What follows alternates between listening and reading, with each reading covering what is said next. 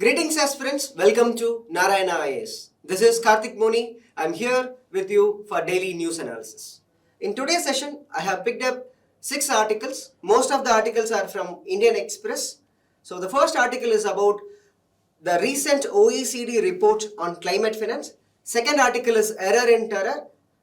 That is, the article talks about the recent government's action to cull the dissent against the government. And third article is about sickle cell anemia. And fourth article is about a recent emission gap report released by UNEP. And fifth article is related to OneWeb initiative. And finally, we'll be discussing the facts related to the rare earth metal found near the Sutlej banks. Coming to the first article, I'm going to highlight the OECD's report on climate finance. So in this article, it has elaborated some important problems related to the climate finance. That is one thing. And second point, we have to know about the important numbers related to the global climate finance. So exam point of view, I'm expecting one specific mains question related to the climate finance and its relevant issues. That is on one side. And also I'm expecting one prelims question related to COP28, the commitments given by the nations in COP28. So that is also possible in the prelims examination. Moving to the context. So this month end, November, we are expecting, we scheduled that COP28 climate talks, and it will be going to happen in United Arab Emirates. And it is very important from the point of climate finance because already in COP27, which happened last year in Egypt, the nations already committed a separate fund called Loss and Damage Fund. And also the developing nations are expecting some more commitments from the developed nations. So that's why it is important. This COP28 is very important from the perspective of climate finance. And ahead of this COP28, a new report published by OECD. So this report highlighted the lacunae in the climate finance. So that we have to know. So from this discussion, so please note it down that what are the problematic areas and also try to note down the numbers that can be directly used in the examination, right? So next we have to know about the commitments and the shortfalls. So developed countries already committed that they will mobilize $100 billion a year for the climate mitigation and adaptation. So mitigation and adaptation.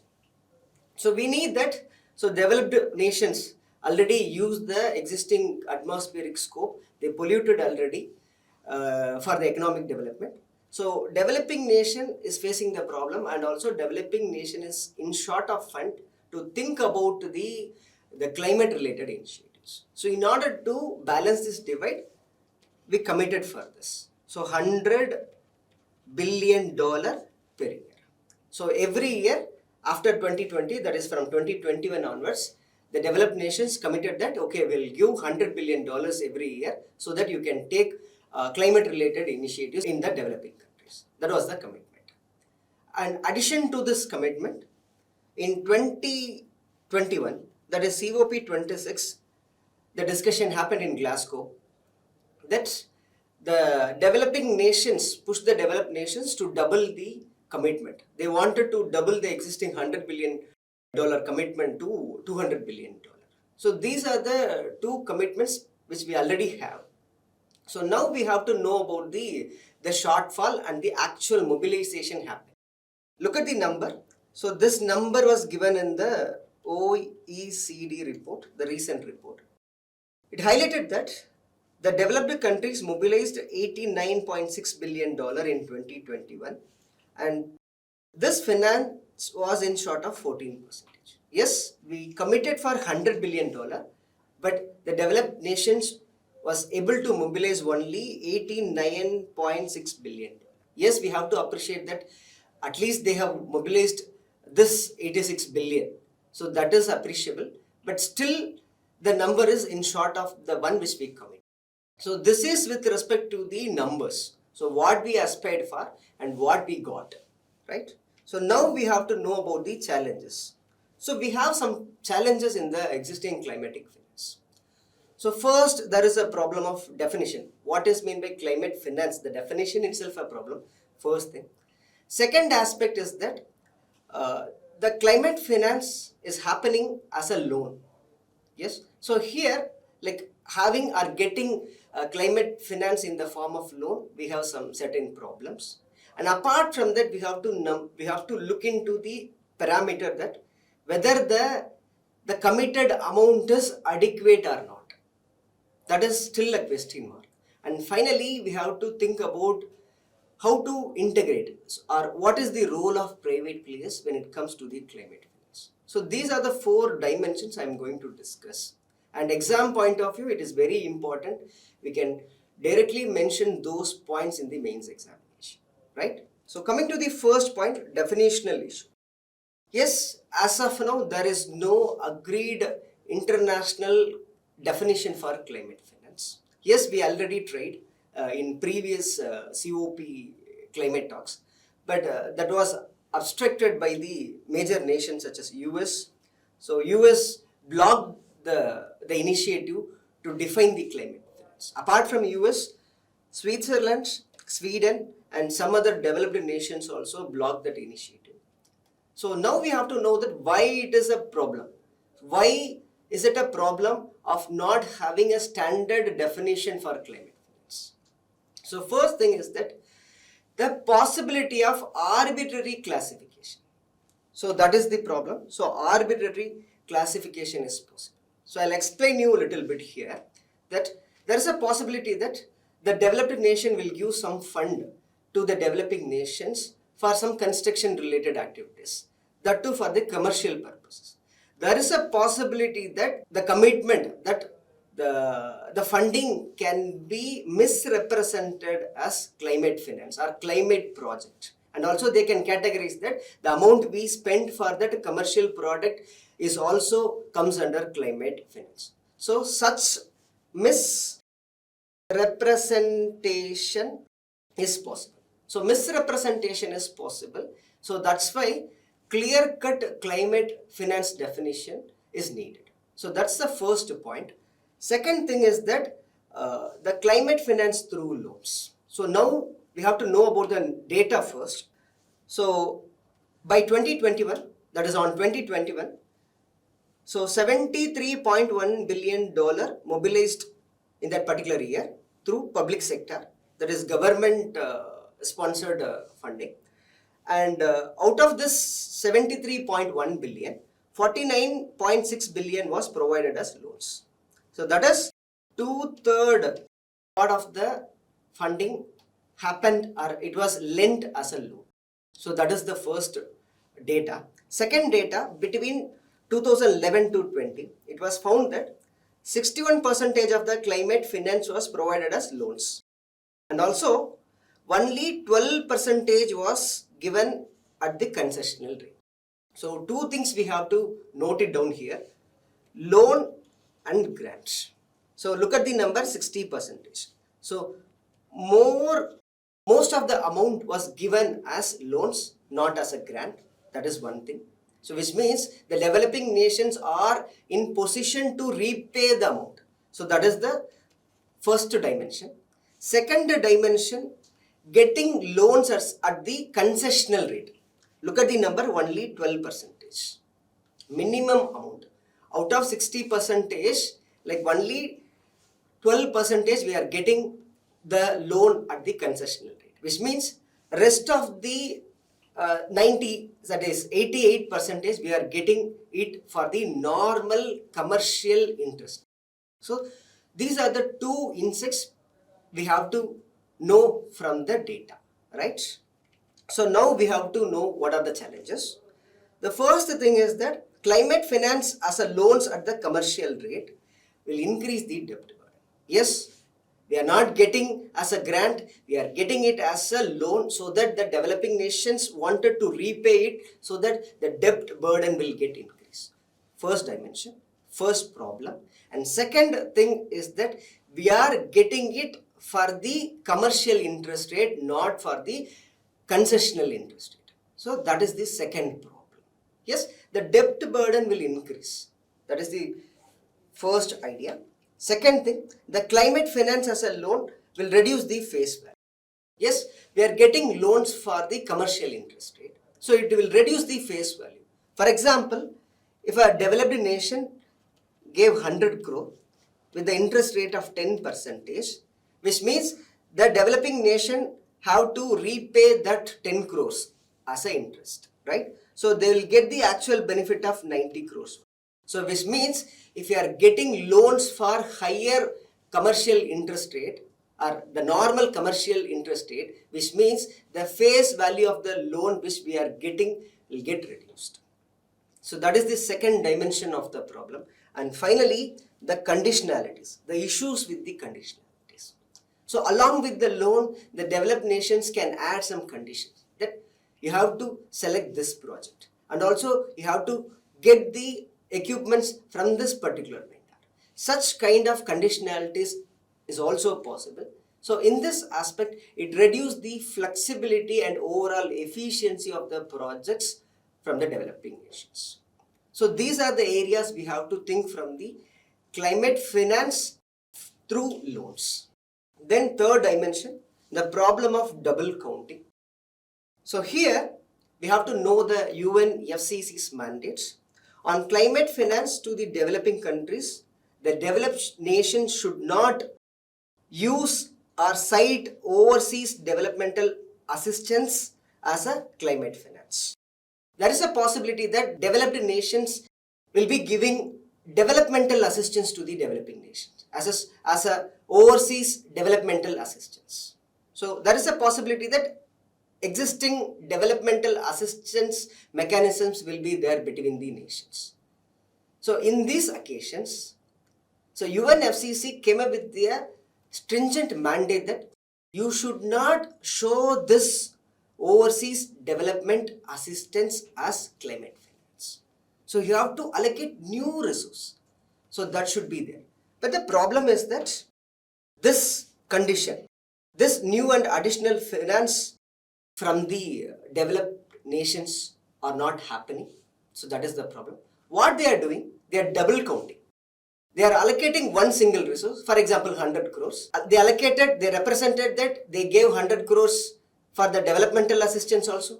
And also they show the same 100 crore as a climate finance commitment as well. So here the problem of double counting is happening. So that's the example that renewable energy project could contribute both emission reduction, yes, climate intervention, and also overall development of a region also, that is a possible. And we have to know that, yes, the European Union officials are doing the same. Yes, they are accepting this double counting. So this is the problematic situation. So there is a possibility that the actual climate finance will not happen.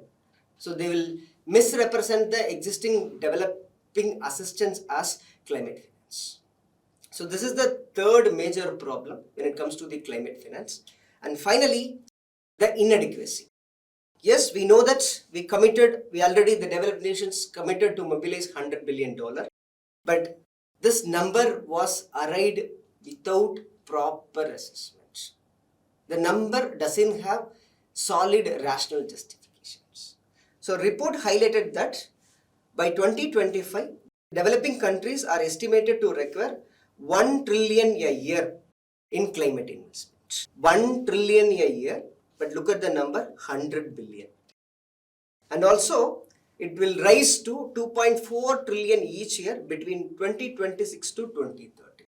So there is a huge disparity in the assessed report. OECD report came up with a different number that at least we need $1 trillion, but we committed only for $100 billion.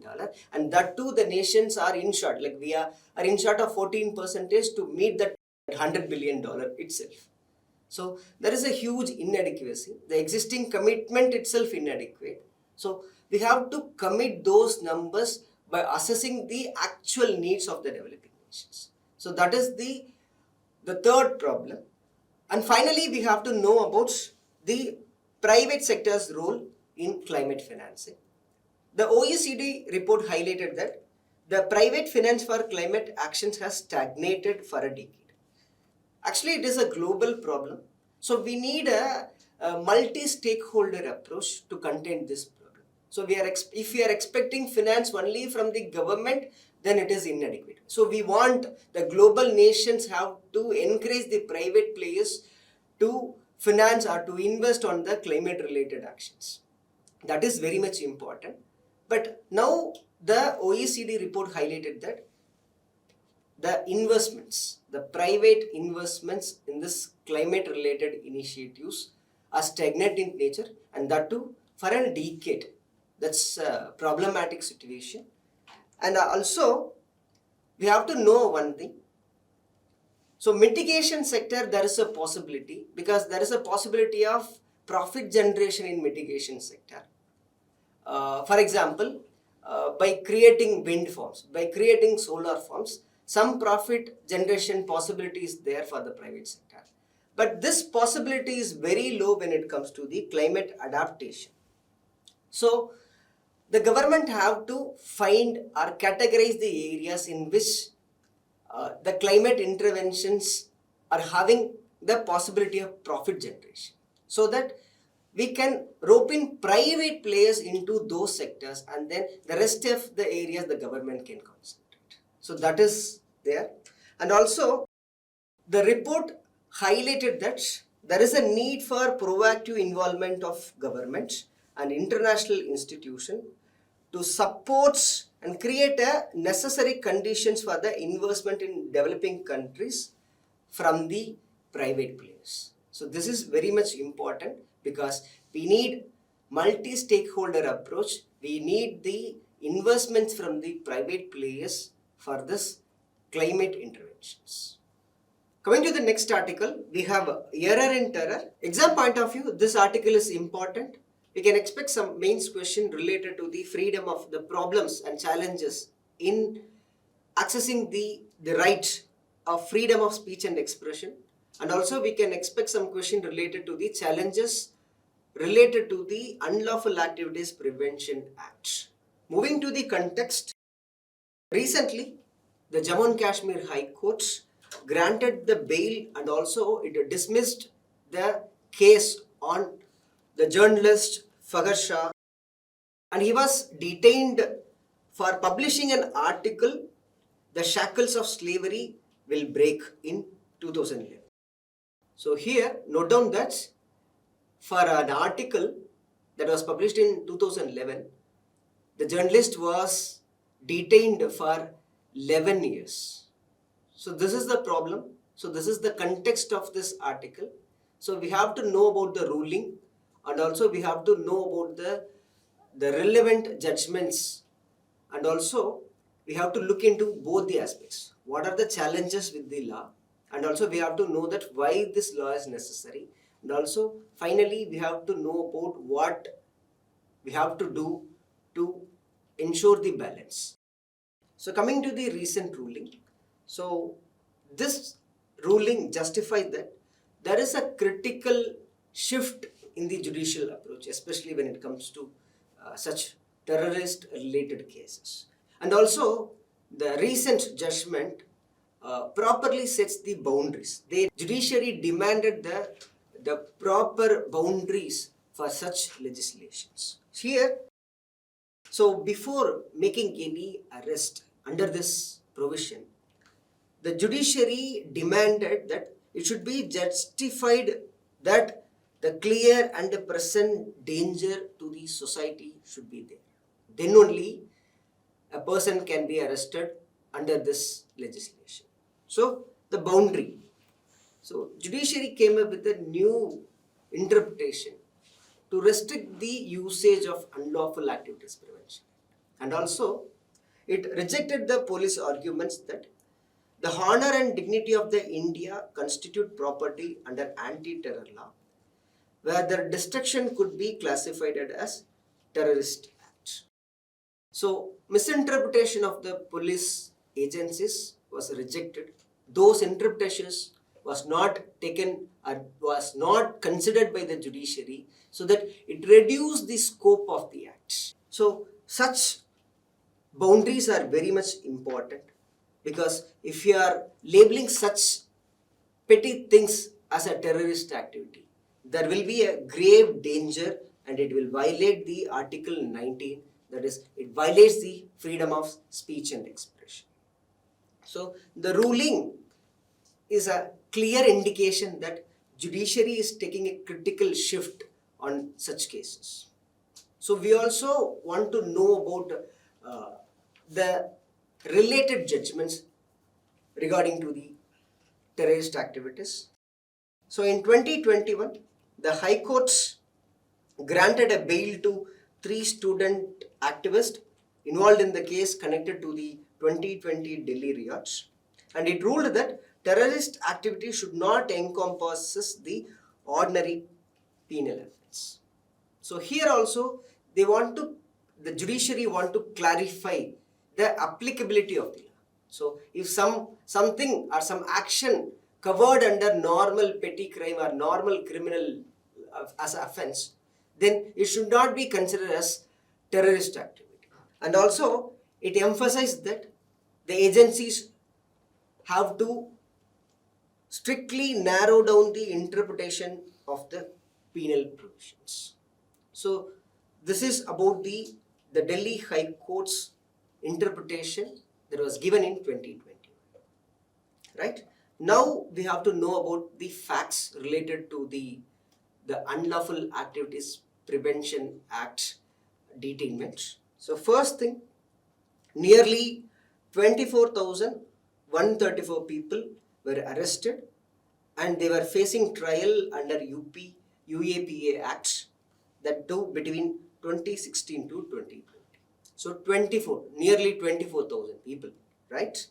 So here the issue is only 212 people got convicted. Look at the percentage, 1%. So only 1% of those who are undergoing trial got convicted.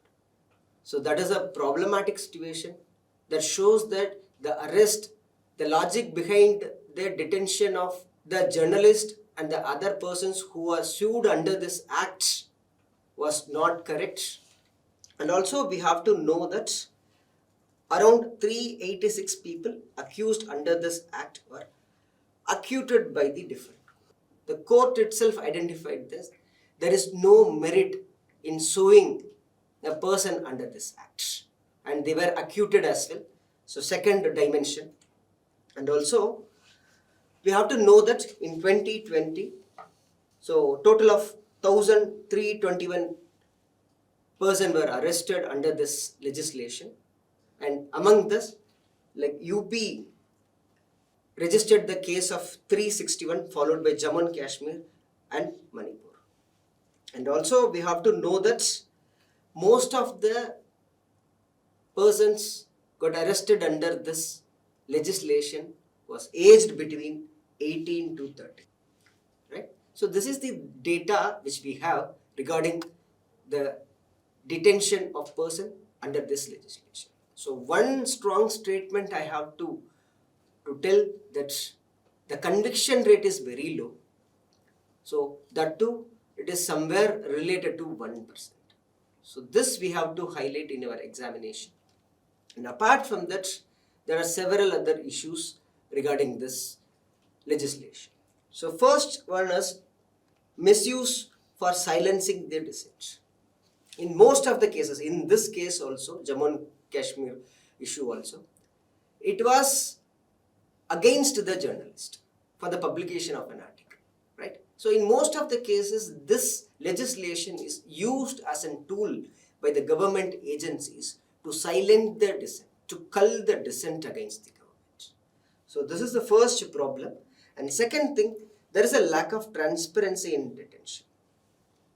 So anonymity in the legislation itself reduces the possibility of transparency. This leads to the subjective interpretation of the provisions by the government agencies that led to lack of transparency.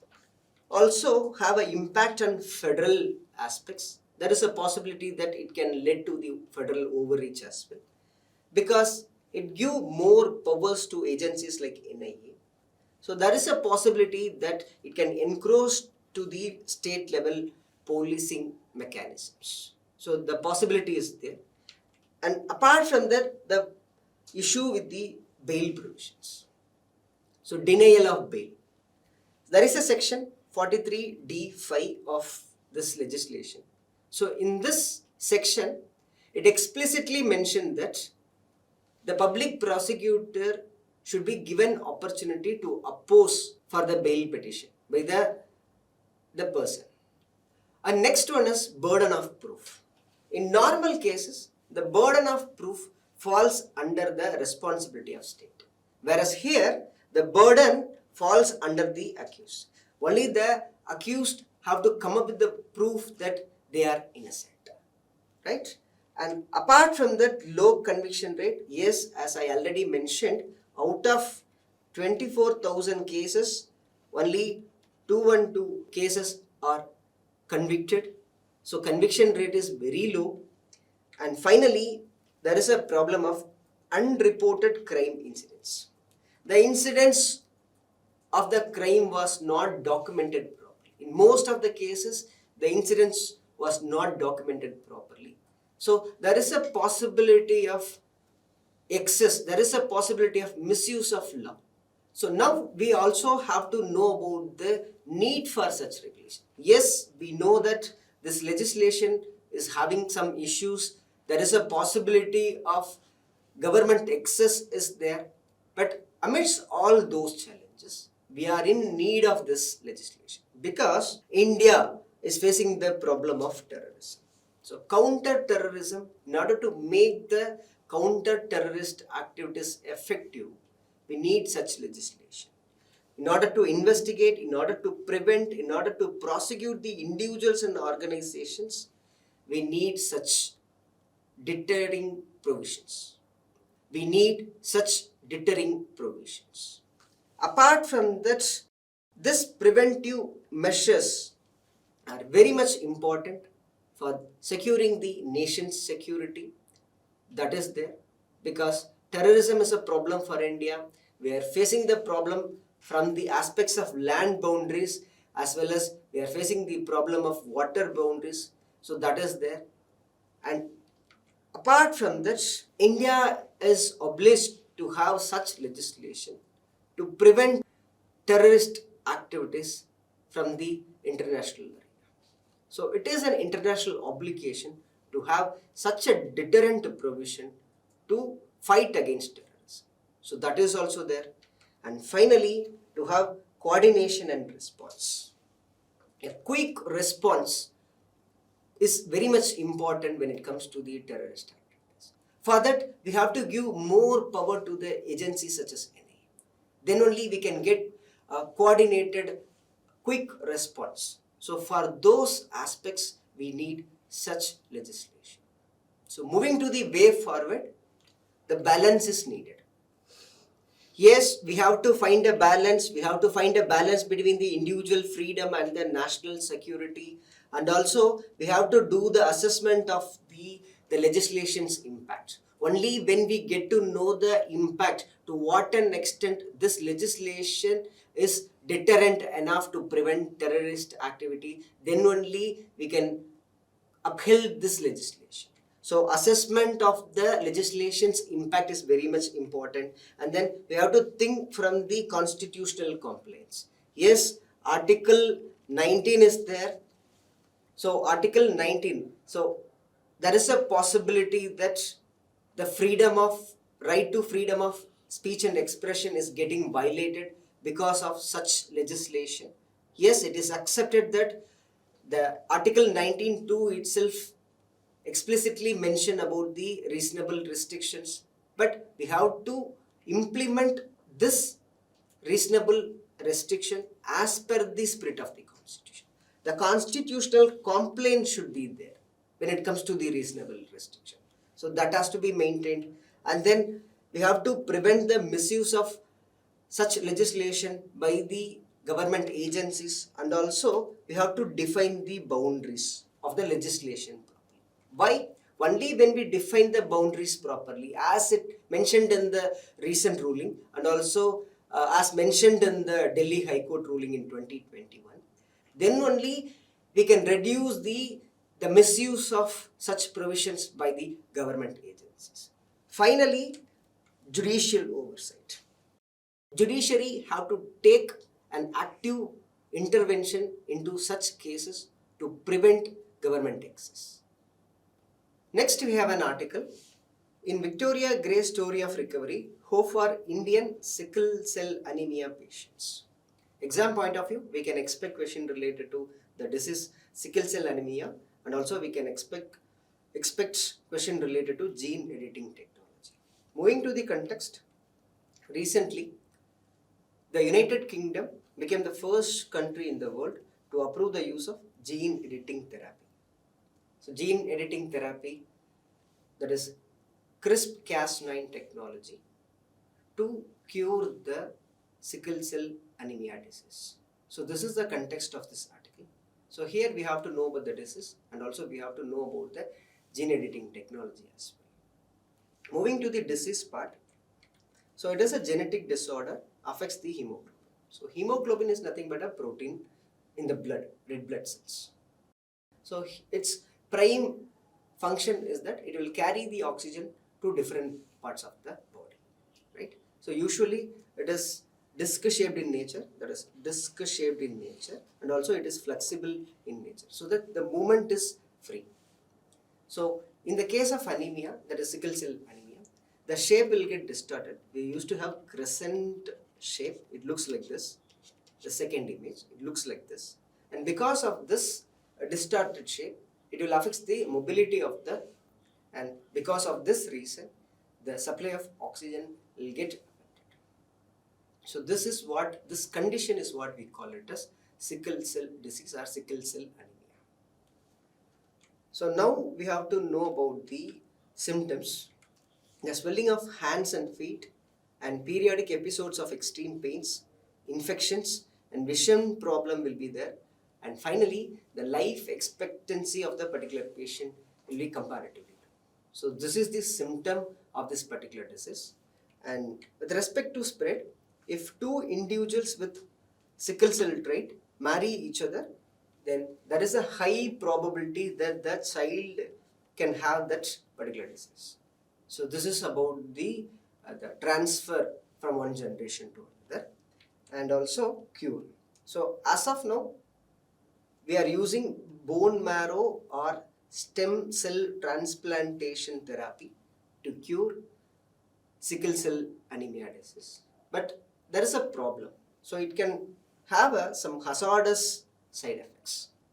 So as of now, we don't have any standard treatment without side effects. So we are just trying with bone marrow transplantation, and also we are doing stem cell transplantation to cure this disease. But that is also having its own side effects.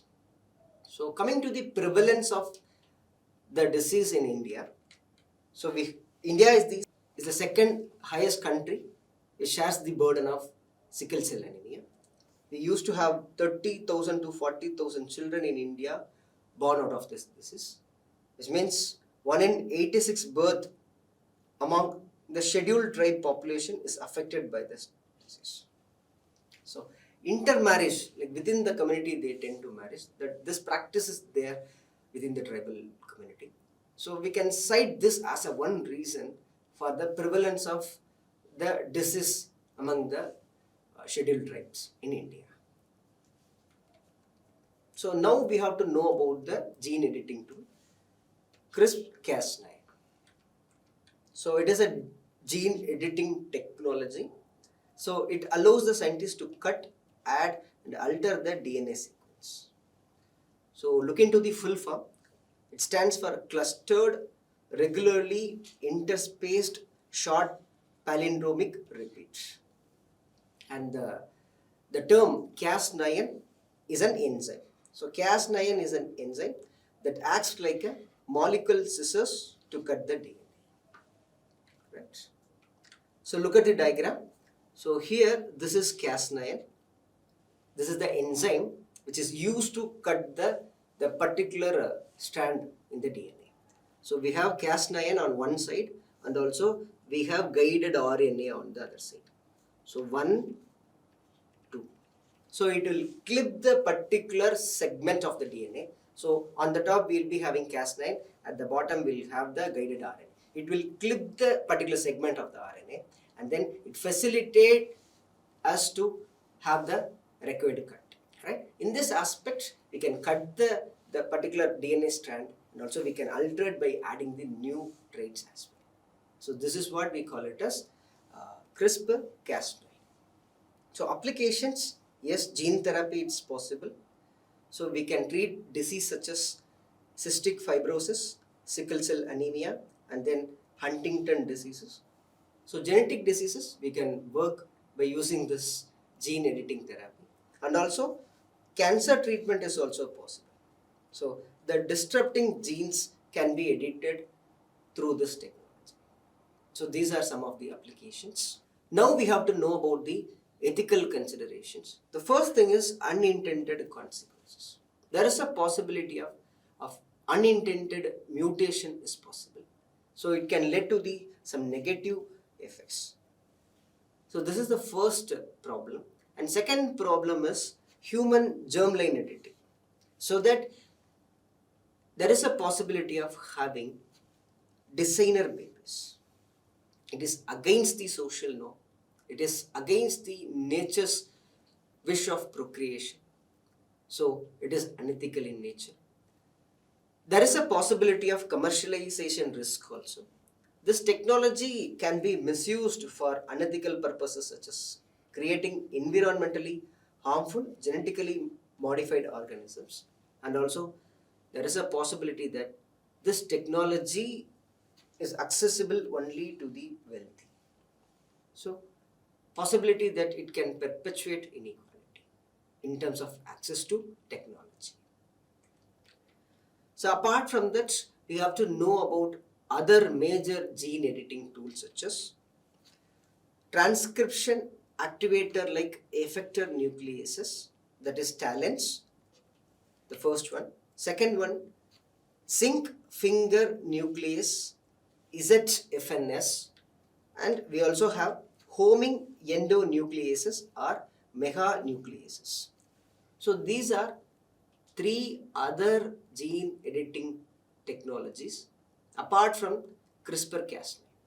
So there is a possibility that they can give, in the examination we can get some names, talents, and they can ask us to write what it is.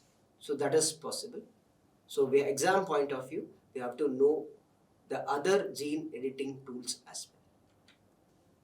Coming to the next, we have another article related to climate change. So already we discussed one article related to climate finance. So now I'm going to discuss the recent emission gap report released by UNEP. Right? Exam point of view, we can expect some direct prelims question from emission gap report and the basic details. And also we can expect some possible questions from the institution of UNEP as well. Apart from this prelims point of view, we can also use the numbers and details and possible insights given in the report for the mains examination. So to what an extent the climate interventions are happening, then we can tell them that the existing climate interventions are not adequate enough to tackle the growing global problem of climate change as well as the global warming. So we can use the numbers, the data given in the report. So that is possible. Coming to the context part, recently the United Nations Environmental Programme's emission gap report was released. In this report, they have highlighted few things, and among them, it highlighted that 86 days in 2023 have breached the 1.5 degrees Celsius temperature threshold. We already know that in 2015, in Paris Agreement, the global nations committed that, so we want to reduce or we want to limit the global warming to the threshold of 1.5 degrees Celsius from the pre-industrial level benchmark temperature. So that is the commitment which we gave. But now, look at the numbers. So 86 days.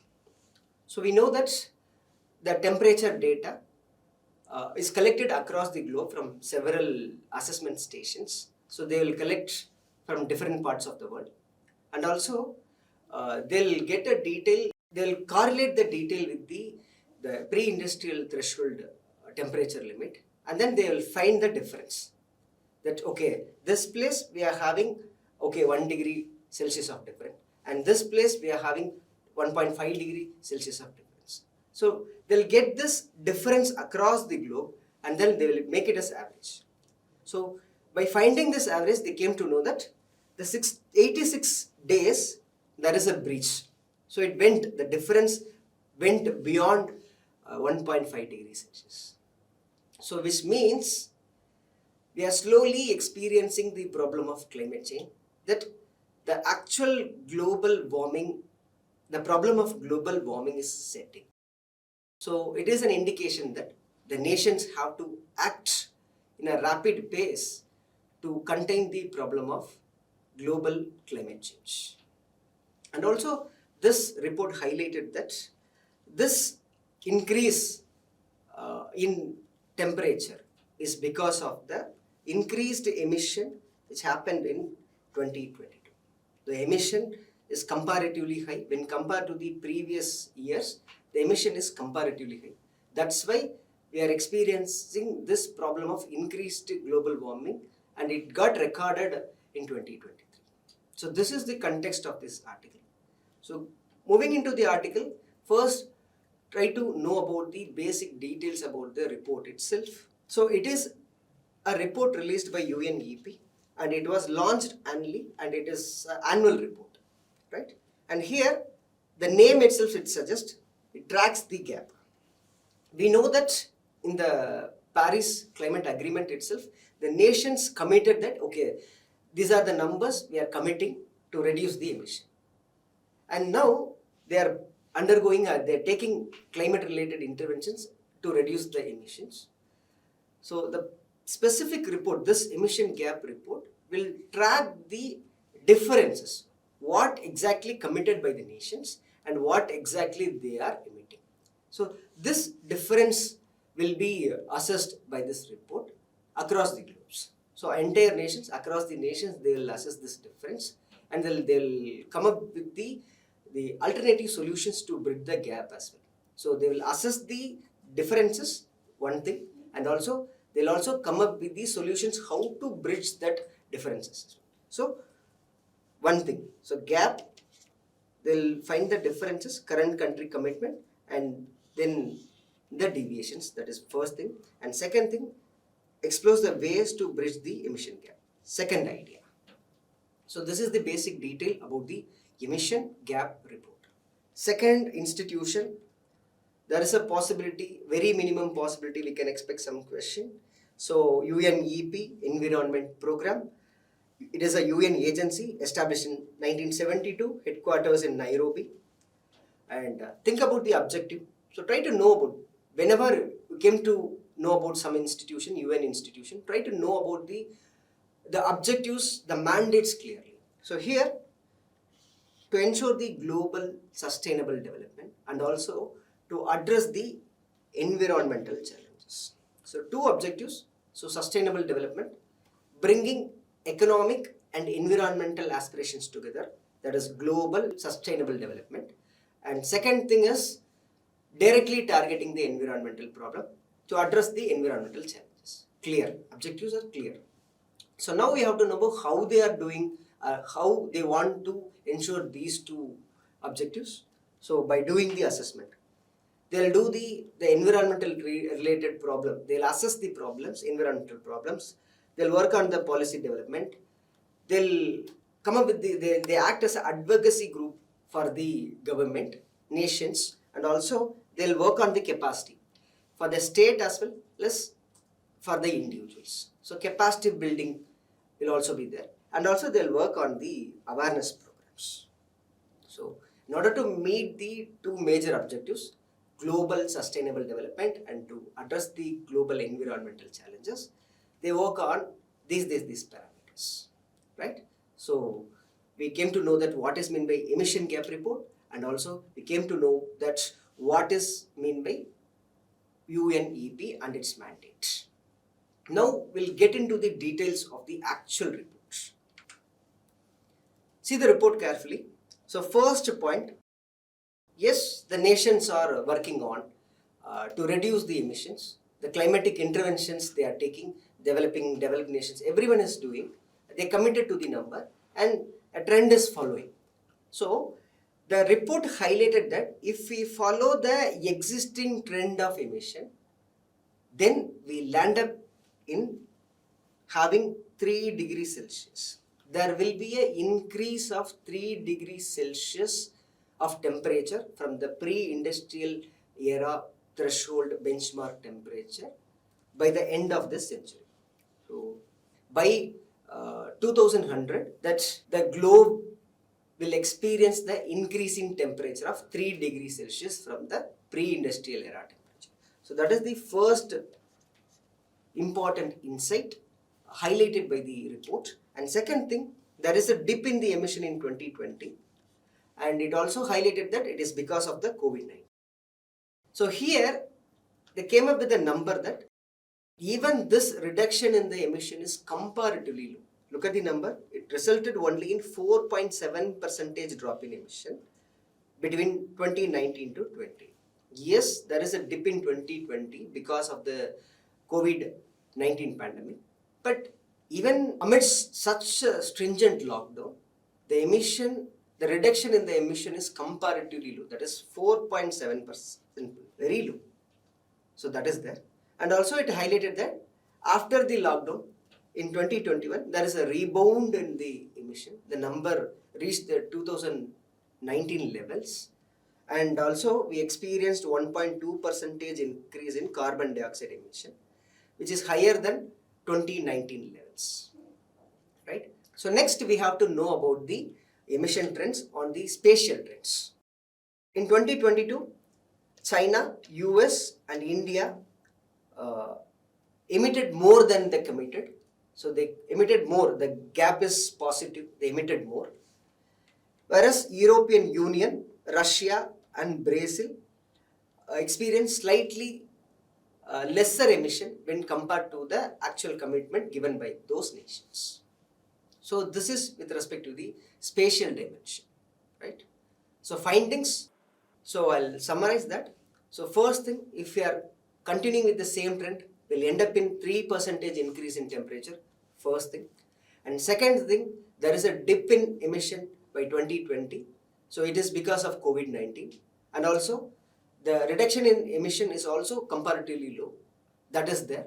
And apart from that, we have to know that by 2021, there is a rebound of emission. So it reached the 2019 level. And also when compared to the CO2 emission, so it is 1.5% higher than the 2019 level. And spatial dimension, China, US, India emitted more than they committed, whereas European Union, Russia and Brazil emitted less than what they committed. Look at the table. So here, so 2016, globally we emitted 52.8 billion tons of CO2 equivalent, right? Look at the number, 52, 53, 55, then 56, then 2020, there is a reduction. So it is 54, and 2021, it bounced back to 56.7. And now in 2022, it is 57.4%. Look into the year-on-year trend. There is an increase in emission every year. So between 2016 to 2022, it was 52 billion tons of carbon dioxide equivalent by 2016, and it is 57.4 billion tons of CO2 equivalent by 2022. So even though the global nations are taking climate interventions, the emission is not at all reducing. So this we have to know. And apart from that, we have to know the requirements which we are looking for, and then the actual current status we have to know. So first, temperature. Yes, we know that in 2015 Paris Climate Change Agreement, we agreed for limiting the global warming to 1.5 degrees Celsius from the pre-industrial temperature benchmark, right? So this is the requirements. But if we are continuing the same trend, the report highlighted that there is a possibility that it will breach the daily temperature annual averages likely to be get breached in 4 years. Which means that 1.5 degrees Celsius threshold will get breached within 4 years. So here we have to pay attention to the word daily temperature annual averages. Yes, the temperature across the world will get assessed from the different stations, and then they'll correlate the data with the benchmark pre-industrial temperature, and then they'll find the difference. And then they'll find the average across the nation for every day. So spatially they'll take average first, and then temporally they'll calculate the same data for every day, and then they'll take the 365 days and then they'll take the average, and this average there is a possibility that it can breach 1.5 degrees Celsius of deviation within 4 years. So we have to know what exactly the word the daily temperature annual average meant, right? This is the idea. So within 4 years this average will get breached. So that is the first idea. Second thing is that yes, we committed to limit the increase in temperature to 1.5 degrees Celsius. For that, we have to work on the emission. So we have to mitigate the emission, right? So emission. So in order to attain that number, 1.5 degrees Celsius, so we need some requirements. So from now onwards, from 2024 onwards, we have to commit, and by 2030, the emission must be below 43% of 2019 levels. So in order to attain that 1.5 degrees Celsius number, so we have to reduce emission.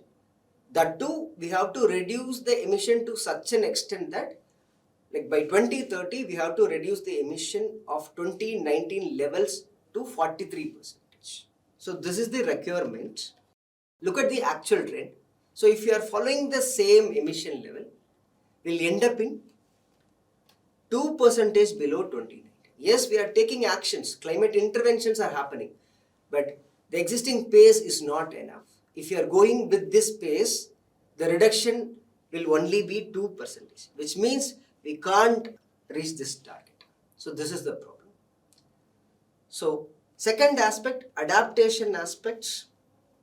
We need $215 billion a year in order to take adaptation measures in the developing nations, but barely we got only 10%, which is $21 billion this year. That is a problem. And apart from that, in terms of loss and damage, we need $100 billion at least to support the loss and damage happened due to such climatic catastrophe due to global warming and climate change. But we didn't commit any such amount for loss and damage fund. So last year only we had a consensus to commit, but as of now, money is credited. So that is the aspect in terms of loss and damage.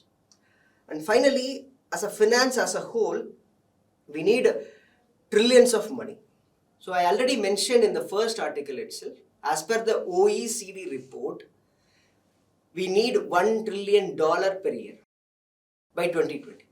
And after 2025, 26, 27 and all, we need $2.4 trillion per year to manage or to do the climate interventions. But we committed a limited amount of $100 billion. So inadequacy is there. So finance mechanism is very important thing. So only when we mobilize money for those climate interventions, then only we can able to attain the target of the aspirational number of 1.5 degree Celsius threshold by 2030. Coming to the next article, we have OneWeb get regulatory note for commercial satellite broadband. Exam point of view, we can expect question related to satellite based broadband, and also we can expect some questions related to the facts related to in-space organization. Recently, Indian National Space Promotion Authorization Center InSpace has authorized Eutelsat, the OneWeb constellation, to provide satellite-based broadband in India. So this authorization is valid only for 5 years. So this is the context of this article. Eutelsat, the company, got the authorization to provide satellite-based broadband through OneWeb constellation for 5 years. Now we have to know about the satellite-based broadband mechanism, how it functions. So first we have to know that the internet service providers will have the transmitter.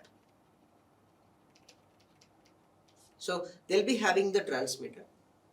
They'll send the internet signals to the satellites. The satellite used to receive the internet signals from the ground transmitters, and also it reflects back those signals to the ground back. So this reflected signals will be received by the ground antenna, by the user, and then this antenna will convert the internet signals through broadband cables, and it is routed through modem.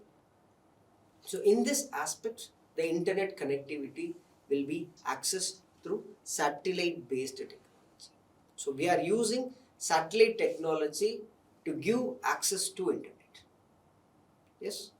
So now we have to know about the advantages. So first, wide availability is there. So greater area, the area wise more region can be covered easily. So having a satellite at the altitude have the access to provide internet signals to greater region. So that is what wide availability.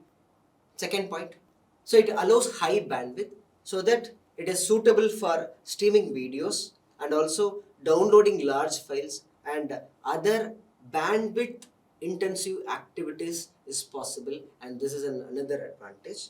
And apart from that, no data cap is possible because bandwidth is high. So typically we don't want to think about the data cap. So service provider can give the service without any data cap. So that is possible. And apart from that, we have to know about the disadvantage. So the problem is that latency. So delay will be there. So we are converting the signals, we are uploading it, we are sending the signals to transmitter, and then it is received by the satellite. The latency will be there, the delay will be there. So that is the problem. So second thing is that there is a possibility of weather dependence. The entire system get affected because of the disturbing weather conditions. And finally, cost. Yes, having a satellite technology for giving internet services will increases the cost of the service. So these are the three major disadvantages which we have to know from this satellite based broadcasting services. So next we have to know about the details about the in-space as well. So it is a platform where private players will engage with space activities, and also they'll get the resources of space activities for the business activities. So here it provides single window agency for the simplified approval for those processes. So it is nothing but a facilitation mechanism. It is nothing but a facilitation center to have a commercial activities by using the space technology. Coming to the last article, we have the rare earth metal found in satellite sands. So exam point of view, we can expect some prelims question related to the metal, that is tantalum, and also we can expect some questions related to rare metals also. So that's why we are discussing this article today. So moving to the context part, recently a team of researchers from IIT Ropar has identified the presence of tantalum in the sands of Sutlej River in Punjab. So this is the context of this article.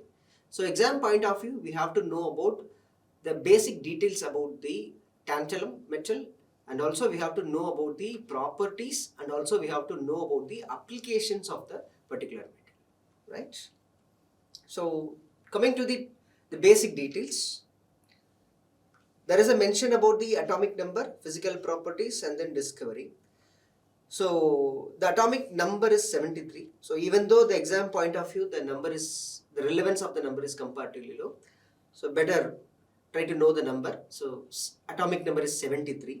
Physical properties, it is characterized by gray color, heavy density, and exceptional hardness. So this is important. So properties are important. So there is a possibility that we can expect some statement related to color. So it is colorless. So some kind of statement, such kind of statements we can expect in the prelims examination. So it is gray color, the density is heavy, and also the hardness is exceptionally high. So 3 physical properties. Apart from the discovery, it was discovered in 1802 by a Swedish chemist. So now coming to the properties, the first one is corrosion resistance. So the metal tantalum used to form an oxide layer when exposed to air. So this layer is highly non-corrosive in nature. It is very hard enough to corrode this particular layer, and it even resists the attack corrosive agents like hard acids. So it is known for its corrosion resistance. Second property is chemical attack immunity. So here I want to add another data that at the temperature below 150 degrees Celsius, it is near immune to chemical attack. So normally it is highly corrosive resistant in nature. That is first fact, that is normal tendency.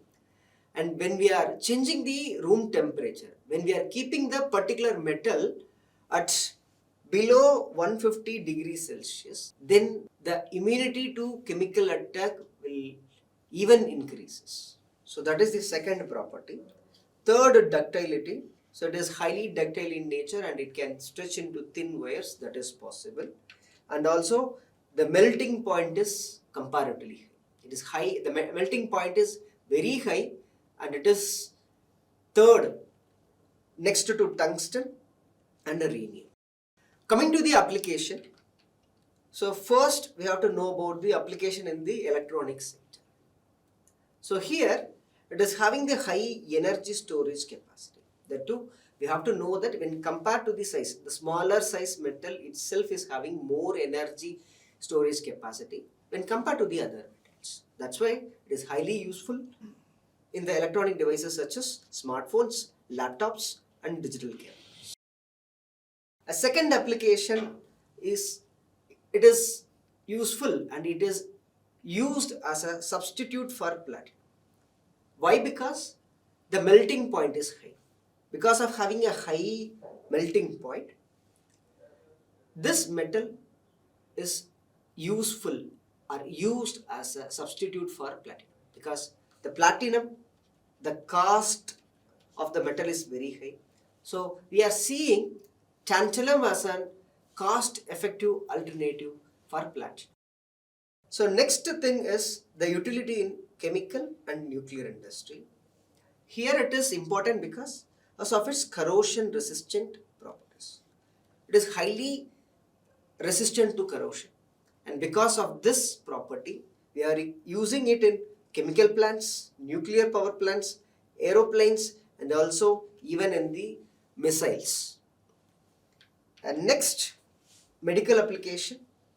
The tantalum is inert in nature, and because of this capacity, it is not reactive to the body tissues, and because of this reason, so it is advisable to create surgical equipments by using these metals. So especially we are preferring tantalum as a metal for artificial joints. So that is there. And finally, we are using this metal as a cutting tool. So tantalum carbide combined with graphite forms one of the hardest material, and it is useful for the cutting machines. Now let's try some of the prelims practice question. What is the main disadvantage of satellite-based broadband services? So we know that it is known for high bandwidth, and also it is known for that it is capable to deliver larger area, right? So limited availability of remote areas, no. And also low bandwidth, that is also not there. Third one, high latency for real-time gaming. Yes, this is the problem. There is a huge delay. Like we will be facing the problem of huge delay, that is latency, while getting internet services because of this satellite-based broadband services. So that is the main disadvantage. So answer is C. Yes, it is correct. Second question, the emission gap report 2023 was published by, so we already know that, we already discussed that, it is delivered by United Nations Environmental Program. So UNEP. So option A is correct. Yes, option A is correct. Coming to the third question, consider the following statements with respect to the properties of tantalum. It is a rare earth metal. So we discussed already. Tantalum is a rare metal with low melting point. No, it is known for its high melting point. So that's why we are using this as an alternative to platinum. So second statement, it is resistant to chemical attack even in harsh environments. Yes, it is true. Second statement is correct. Third statement, pure tantalum is ductile and can be stretched into thin wires. This is also correct. So first statement is wrong. Other two statements are correct. So how many of the above given statements are correct? So only two statements are correct. So option is Bombay. Yes, answer is B. So next question, which of the following statements about the sickle cell disease is correct? Sickle cell disease is caused by a bacterial infection. No, it is not a disease caused by the bacterial infection. It is a genetical disorder. So A is wrong. Sickle cell traits, individual exhibit symptoms such as swelling of hands and feet, anemia, and periodic episodes of extreme pain. Yes, this is correct. Third statement, it can be cured by antibiotics. No, it is not possible. As of now, we have bone marrow therapy or stem cell therapy. So now the United Kingdom approved for gene editing therapy. So that is the cue. And finally, if two individuals with sickle cell traits marry each other, their child is at the risk. So C is also wrong, D is also wrong. So option is Bombay. Yes, answer is Bombay. Now let's try one mains practice question. So in the light of India's current security landscape, evaluates the applications of Unlawful Activities Prevention Act with its recent amendments and with respect to the national security. Also, suggest measures to strike a balance between the enhancing security measures and safeguarding the civil liberties. It's a lengthy question, two-part question.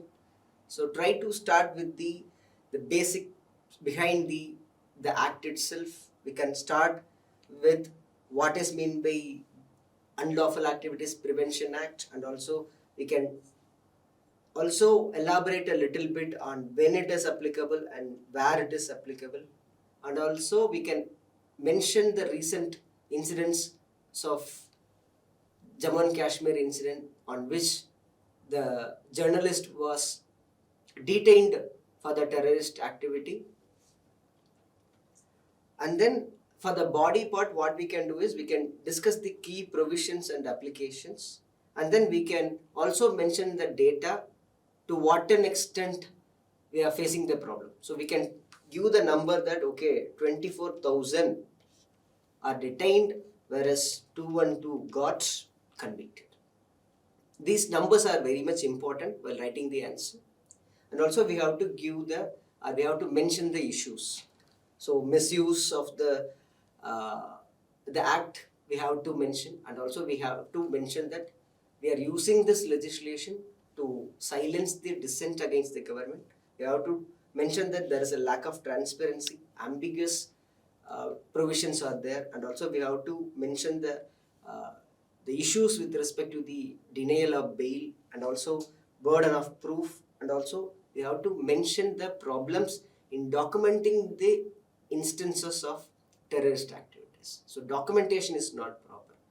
So we have to mention all the aspects, and also we have to tell the way forward as well. This is what they are expecting. They wanted us to suggest measures. We have to tell them that, okay, we need a balanced approach. So individual's freedom is also important, and also nation's security is also important. So here we are going to tell how we are going to protect by making assessment of the impacts, by aligning the legislation with the constitutional provision, and also implementing the legislation with the spirit of the constitution, and also prioritizing the counter-terrorist boundaries. In this aspect, we are going to maintain a balance. So in this aspect, we are going to suggest measures. That's the end of the session. Thanks for watching. Do like, share, comment the video, and don't forget to subscribe our channel. Thank you all.